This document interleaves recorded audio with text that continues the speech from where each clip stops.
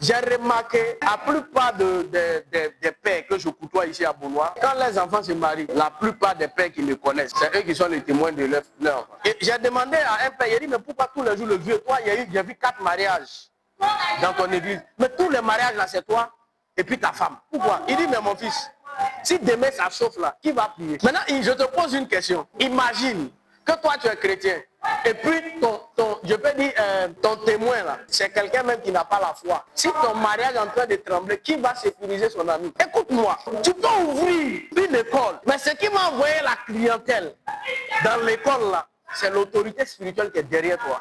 On ne fait rien parce qu'on a envie de le faire, mais on fait des choses parce qu'on veut atteindre un but.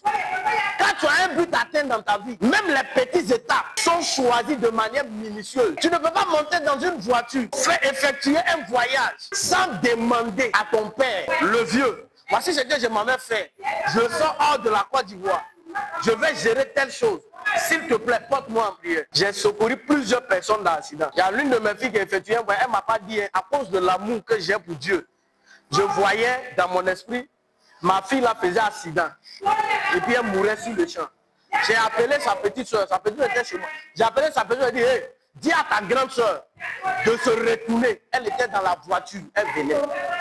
Dis-lui de se retourner. Si elle veut, là, elle n'a qu'à dormir où elle veut. Mais il ne faut pas, elle va rentrer dans la voiture pour venir à Beaunois. Sinon, c'est pas bon. Elle m'écrit, elle dit, papa, pendant que tu étais en train de me dire ça là, j'étais dans la voiture, j'étais au camp commando. Je venais.